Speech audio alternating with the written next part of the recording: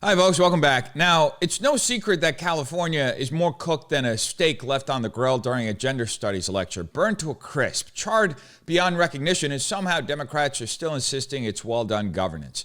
And leading this flaming disaster is none other than our great Governor Gavin Newsom, who just held a dramatic press conference / live stream declaring Trump's immigration crackdown the start of a full-blown dictatorship. Yes, because nothing says tyranny like enforcing the law and trying to stop mobs from torching downtown Los Angeles. So let's dive into Gavin's latest dramatic declaration and greatest fear-mongering hits, from tanks to toddlers to totally made-up fascism, because, you know, when you're a hopelessly ineffective lying politician who's run out of facts to make up, all that's left is theater. I want to say a few words about the events of the last few days. This past weekend, federal agents conducted large-scale workplace raids in and around Los Angeles. Those raids continue as I speak. California is no stranger to immigration enforcement, but instead of focusing on undocumented immigrants with serious criminal records and people with final deportation orders, a strategy both parties have long supported, this administration is pushing mass deportations, indiscriminately targeting hardworking immigrant families, regardless of their roots or risk. False. What's happening right now is very different than anything we've seen before. On Saturday morning, when federal agents jumped out of an unmarked van near a Home Depot parking lot, they began grabbing people, a deliberate targeting of a heavily Latino suburb. A similar scene played out when a clothing company was raided downtown. In other actions, a U.S. citizen 9 months pregnant was arrested, a 4-year-old girl taken, families separated, friends quite literally disappearing. In response, everyday Angelenos came out to exercise their constitutional right to free speech and assembly, to protest their government's actions. In turn, the state of California and the city and county of Los Angeles sent our police officers to help keep the peace. And with some exceptions, they were successful. This level of shameless lying is no longer just political theater. It's a full-blown crisis of leadership. Our so-called great governor, Gavin Newsom, in this delusional sermon claims that enforcing immigration law is somehow a constitutional emergency, that ICE is out here kidnapping pregnant women in parking lots, and that peaceful protests are the noble response to the so-called tyranny. But what's actually happening is the exact opposite. As of the latest reports, ICE's large-scale raids in the Los Angeles area resulted in at least 44 administrative arrests on June 6th, followed by an additional 74 arrests by June 7th, bringing the local total to roughly 118 illegal aliens detained in just the first wave. And that's only a fraction of the broader national trend, where DHS reported over 2,200 arrests on both June 3rd and the 4th. Among those arrested in Los Angeles were over a dozen of the worst criminal illegal aliens, men who should have never been walking our streets in the first place. It's evident to anyone who hasn't been lobotomized by Democrat propaganda that these aren't hard-working families like Gavin wants you to believe. These aren't people being targeted for the color of their skin. These are murderers, rapists, child abusers, and drug traffickers. All that being said, let's get a little specific for a moment. These are the folks Gavin Newsom and Democrats are framing as helpless victims being kidnapped by ICE. This is Quang Chang Phan from Vietnam, convicted of second-degree murder. This is Rolando Veneracion Enriquez from the Philippines, convicted of sexual penetration with force and assault with intent to commit rape, who was sentenced to 37 years. Lionel Sanchez Laguna from Mexico, assault with a semi-automatic firearm, child cruelty, battery, and much more. Armando Ordaz, whose criminal history includes sexual battery, receiving known or stolen property, and petty theft. Francisco Sanchez Arguello, grand theft and illegal weapons. Jose Medranda Ortiz, a drug trafficker caught with over 5 kilograms of cocaine. Victor Mendoza Aguilar, his criminal history includes a conviction for possessing unlawful paraphernalia, possessing controlled substances, assault with a deadly weapon, not a firearm, and obstructing a public officer. Delfino Aguilar Martinez, known for assault with a deadly weapon with great bodily injury. Jose Cristobal Hernandez Buitron, whose criminal history includes a conviction for robbery that resulted in a 10-year sentence. Jordan Mauricio Meza Escobar, who had been arrested for distribution of heroin and cocaine and domestic violence. Jesus Alan Hernandez Morales, whose criminal history includes conspiracy to transport an illegal alien, which sounds a lot like human trafficking. As when Uriel Castro, a previously deported illegal alien, was taken into custody for prior convictions, including child molestation and robbery. Anastasio Enrique Solis Salinas from Nicaragua had convictions for domestic violence and child cruelty. Rafael Gomez Sanchez was convicted of vehicular manslaughter. Miguel Angel Palafox Montes was arrested for narcotics, identity theft, and burglary. Dakar Eslambakov from Russia committed fraud using government benefits. And perhaps most disturbingly, Emiliano Garduno Galvez, a previously deported illegal alien from Mexico, was arrested for throwing a Molotov cocktail at federal agents during the LA riots, now charged with attempted murder. These are the criminals Gavin Newsom and our mayor in LA, Karen Bass, are shielding under the lie of immigrant rights while pretending the real threat is a president doing his constitutional duty to enforce the law. Now, to be clear, this isn't just bad politics. It's a dereliction of duty dressed up in moral grandstanding. Newsom frames this as a constitutional crisis, but in reality, it's an ideological one. The modern left has so thoroughly deconstructed the idea of borders, law, and citizenship that they no longer distinguish between a legal immigrant and a violent felon here illegally. In their worldview, enforcement is oppression and restraint is complicity. And that moral inversion is now being weaponized to undermine the very concept of justice itself. These are the same California elites that lock down citizens, slap curfews on law-abiding families, but throws the door open for chaos so long as it serves their narrative.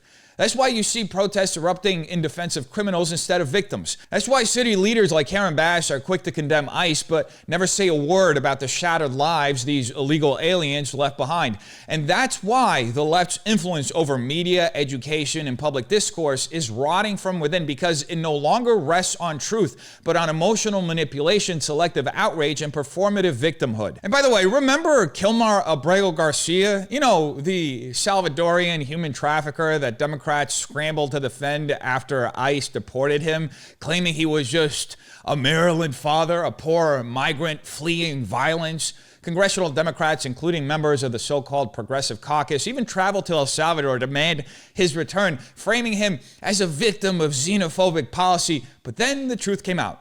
Garcia wasn't just a human trafficker. He was linked to child pornography and exploitation. Did they apologize? Of course not. Because this isn't an accident, it's a pattern. The modern left defends criminals not in spite of their crimes, but because destabilization is useful to them. They don't care about immigration rights or due process as they claim. What they want is chaos, an excuse to expand state control, erode your freedoms, and cast every act of law enforcement as fascism.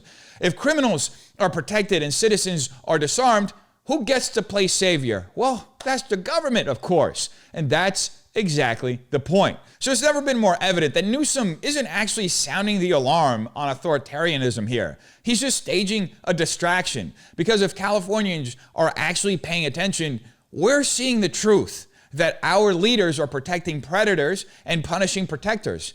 That our rights, our safety, and our future are being traded for political theater.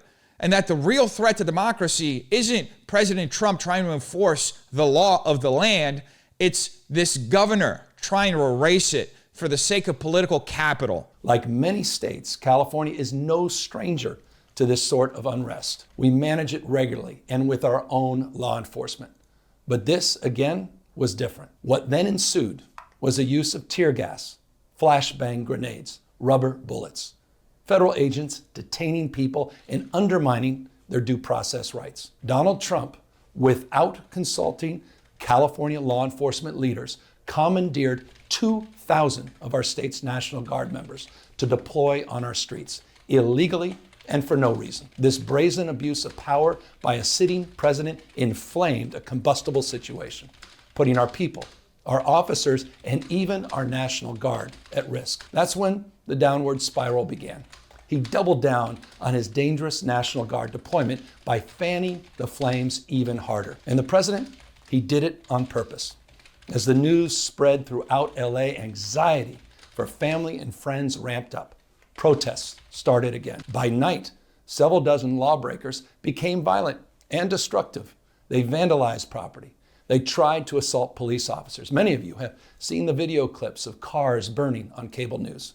If you incite violence, I want to be clear about this. If you incite violence or destroy our communities, you're going to be held to account. Democrats love Gavin Newsom like they loved Obama because they confuse an extraordinary ability to lie with charisma. Now, Newsom wants you to believe that the chaos in Los Angeles was somehow triggered by Trump, that the presence of National Guard troops inflamed tensions and that federal agents undermined due process. But here's what really happened. The tear gas, the flashbangs, one of those that hit my head, the rubber bullets, one of those that hit my right shoulder, all of it came from local law enforcement, LAPD, CHP, not the National Guard. The Guard was stationed near federal buildings, protecting infrastructure and workers, not roaming the streets. And the violence, that didn't erupt in a vacuum. It was initiated by protesters themselves, vandalizing property, setting cars on fire, attacking officers with stones. To suggest these were peaceful demonstrations that somehow spiraled because of Trump's intervention is not just dishonest, it's straight up propaganda. I was there. I saw it firsthand. There were more people encouraging the destruction than stopping it. You could feel it. This wasn't spontaneous outrage. It was strategically coordinated. Activist groups, NGOs like Soros-funded Indivisible mobilized bodies not for justice but to create disorder. They weren't resisting tyranny. They were resisting accountability. Because here's the truth no one on the left wants to admit. Illegal immigration isn't just a cause, it's a business for them. Entire bureaucracies, nonprofits, and political campaigns rely on it. If there's no crisis, there's no funding. If there's no suffering, there's no platform. So the moment Trump began serious deportation efforts, the machine kicked into full gear, using protests as a smokescreen to protect a system that profits from open borders and endless dysfunction. Newsom's speech wasn't about protecting Californians. It was about protecting the political economy of chaos. The left needs the problem to persist because they have no interest in solving it. Solutions would put too many careers, too many activist networks, and too many padded budgets at risk. So they manufacture a narrative. Trump is the villain, ISIS, Gestapo, and mobs in the street are just concerned citizens. But the reality is far uglier. What we're seeing is a weaponization of moral language to cover for political sabotage. And if we don't start calling this out for what it is, we're going to lose not just our borders, but our ability to tell the truth about who's actually setting the country on fire as we lose our country. That kind of criminal behavior will not be tolerated. Full stop. Already more than 220 people have been arrested. And we're reviewing tapes to build additional cases, and people will be prosecuted to the fullest extent of the law. Again, thanks to our law enforcement officers and the majority of Angelenos who protested peacefully, the situation was winding down and was concentrated in just a few square blocks downtown. But that's not what Donald Trump wanted. He again chose escalation. He chose more force. He chose theatrics over public safety. He federalized another 2,000 Guard members. He deployed more than 700 active U.S. Marines. These are the men and women trained for foreign combat, not domestic law enforcement. We honor their service. We honor their bravery. But we do not want our streets militarized by our own armed forces. Not in L.A., not in California, not anywhere. We're seeing unmarked cars in school parking lots, kids afraid of attending their own graduation. Trump is pulling a military dragnet all across Los Angeles, well beyond his stated intent to just go after violent and serious criminals. His agents are arresting dishwashers, gardeners, day laborers, and seamstresses. That's just weakness masquerading as strength. Gavin Newsom has made an art form out of blame shifting, but even by his standards, this speech is a masterpiece of projection. Faced with a city spiraling from years of failed leadership, Newsom's instinct isn't to take responsibility here. No, he deflects to accuse Trump of escalation, of militarizing the streets, of terrifying children at graduations with unmarked cars and Marines. Theatrics? That's rich coming from Gavin, who thinks solving the homeless crisis involved picking up trash by the LA River for 20 minutes in the lamest photo op in history. The truth is, Trump didn't create this crisis. He responded to it. And the only reason it got this bad is because California leadership refused to act. until it was too late. Now, let's make one thing clear. The arrests that Newsom boasts about, over 220 people taken into custody, weren't churchgoers, they weren't students, they were rioters, they were vandals, agitators, people I personally saw harassing police, hoping to get arrested out of some twisted idea that it would make them a martyr for this anarchic movement. If the situation was really winding down, as Newsom claims, why was federal intervention even necessary? Because it wasn't winding down. It was contained only after federal resources, including National Guard troops and law enforcement, did what local leaders refused to do: restore order. The Guard didn't roll in tanks or lock down neighborhoods. They secured key infrastructure, protected federal workers doing their jobs, and helped keep the violence from spiraling further. And those Marines, they were never deployed for routine policing. They were a deterrent, a line in the sand to show that lawlessness wouldn't be tolerated. Newsom calls that weakness masquerading as strength, but in reality, it's strength exposing his weakness. And then we get to the real meat of the Democrat narrative, the sob story of dishwashers and day laborers allegedly being swept up by federal agents. It's the oldest trick in the book. Frame immigration enforcement as an assault on the innocent, ignore the reality of criminality and fraud within illegal immigration, and hope the emotional imagery drowns out the facts. But facts are pretty stubborn things. As we saw, ICE's arrests during this operation overwhelmingly focused on violent criminals, rapists, murderers, drug traffickers, human smugglers, the gardeners, the seamstresses. Talking point is meant to confuse, not clarify. It's designed to disarm you morally so you won't ask the real question: who benefits from shielding criminal aliens? Because this isn't just a political fight, it's an ideological one. Progressive governance, especially in California, relies on a constant sense of crisis. Homelessness, crime, border chaos, they're not problems to solve, they're pretexts for control. They justify bloated bureaucracies, funnel cash into activist NGOs, and build a narrative that only centralized power can fix what they themselves broke. If immigration were ever truly brought under control, entire industries, legal, academic, nonprofit, would lose their reason to exist. And so the narrative must be protected at all costs. This moment isn't just about Trump versus Newsom. It's about whether Americans will continue to fall for a ruling class that manufactures outrage to mask their incompetence, their purposeful incompetence. It's about whether we can still tell the difference between enforcement and oppression, between law and lawlessness, between leadership and straight up lies. Because if we lose that distinction, we lose the country, and no amount of National Guard deployments will actually save us at that point. Donald Trump's government isn't protecting our communities. They're traumatizing our communities. And that seems to be the entire point. California will keep fighting. It will keep fighting on behalf of our people, all of our people, including in the courts. Just yesterday, we filed a legal challenge to Donald Trump's reckless deployment of American troops to a major American city.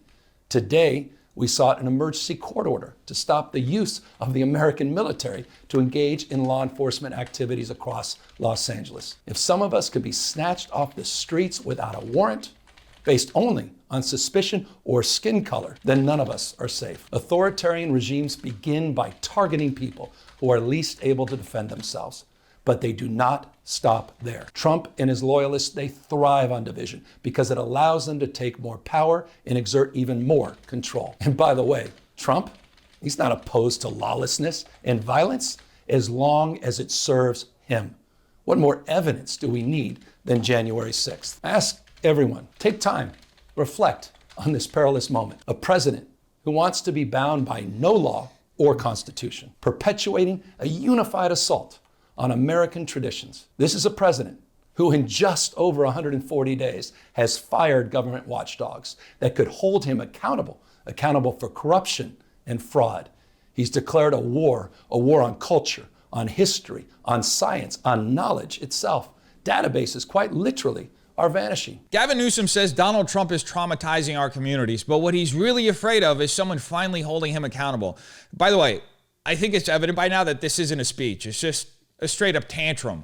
And like every tantrum, it's loud, dramatic, and utterly divorced from any objective reality. Newsom is suing the federal government over Trump's deployment of the National Guard, calling it reckless and authoritarian. But here's just one problem.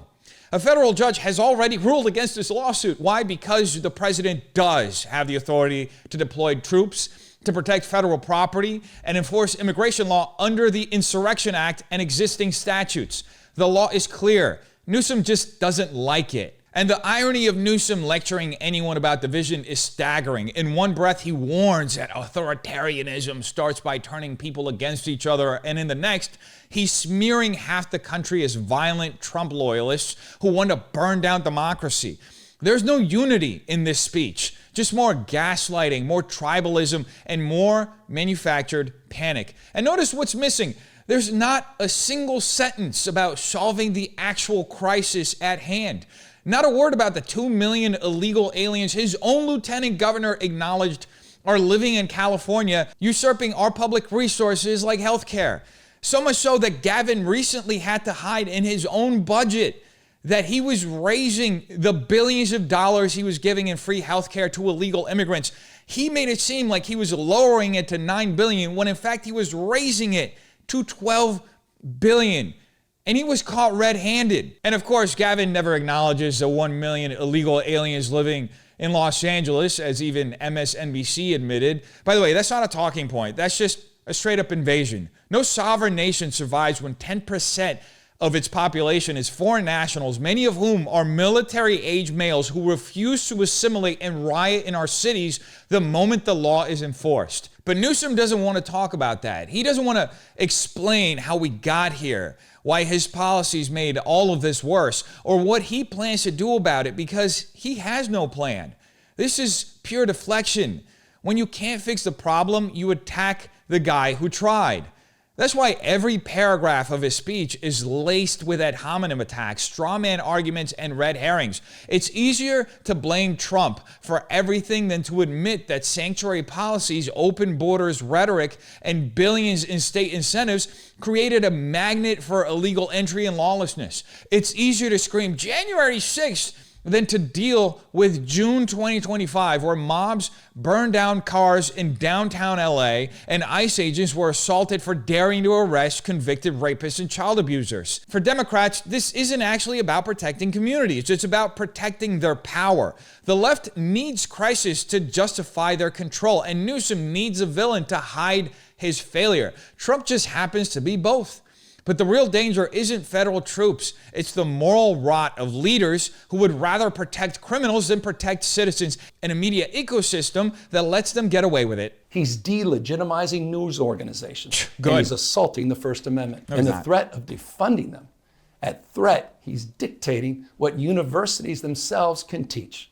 He's targeting law firms and the judicial branch that are the foundations of an orderly and civil society. He's calling for a sitting governor to be arrested for no other reason than to, in his own words, for getting elected. And we all know this Saturday. He's ordering our American heroes, the United States military, and forcing them to put on a vulgar display to celebrate his birthday, just as other failed dictators have done in the past. Look, this isn't just about protests here in Los Angeles. When Donald Trump sought blanket authority to commandeer the National Guard, he made that order apply to every state in this nation. This is about all of us. This is about you. California may be first, but it clearly will not end here. Other states are next. Democracy is next.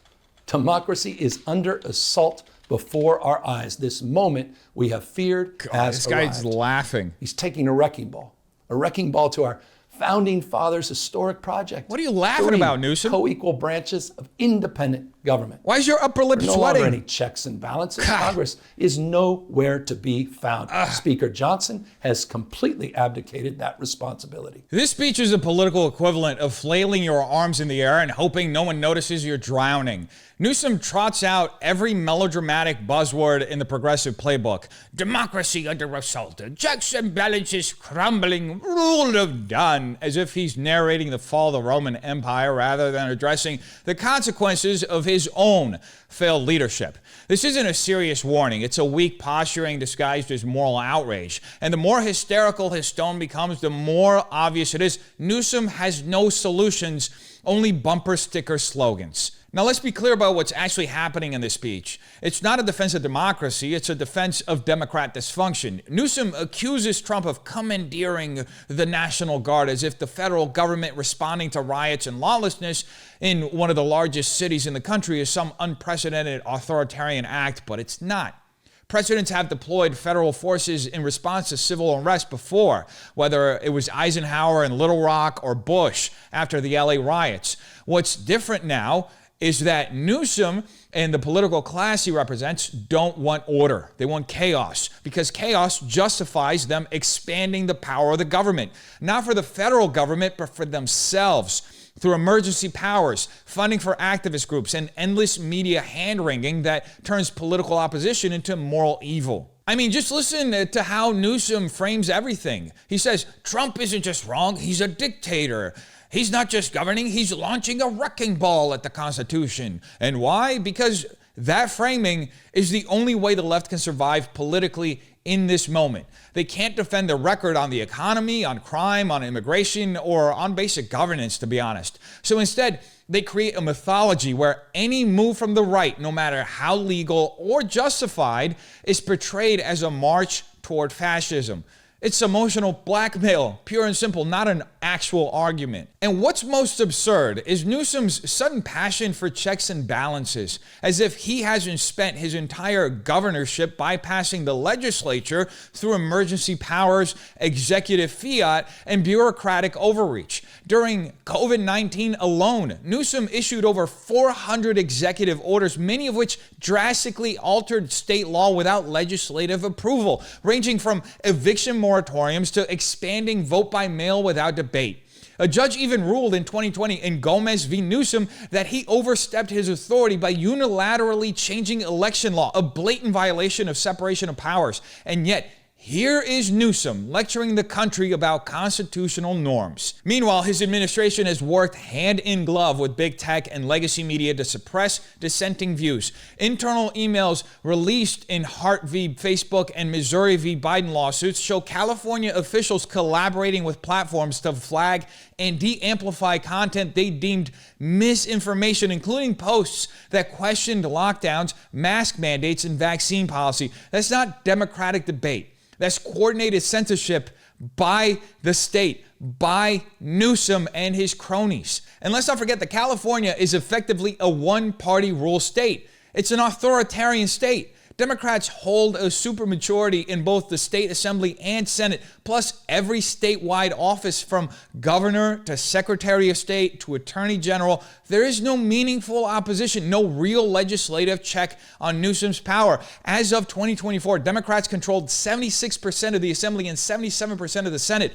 This isn't governance, it's rule by fiat. California's government has also embraced surveillance in the name of equity and safety. The state has poured millions into data collection initiatives under the California Cradle to Career data system, which tracks personal information from childhood to adulthood. Under AB 5 and related labor policies, it's expanded enforcement agencies with vast investigatory powers that target independent workers. And the state's red flag gun laws have been used disproportionately in political and domestic disputes, empowering bureaucrats to strip rights without due process. So no, Gavin, you don't get to pretend you're the savior of constitutional order. You've governed more like a technocratic monarch than a public servant, weaponizing bureaucracy, silencing opposition, and calling all of it progress.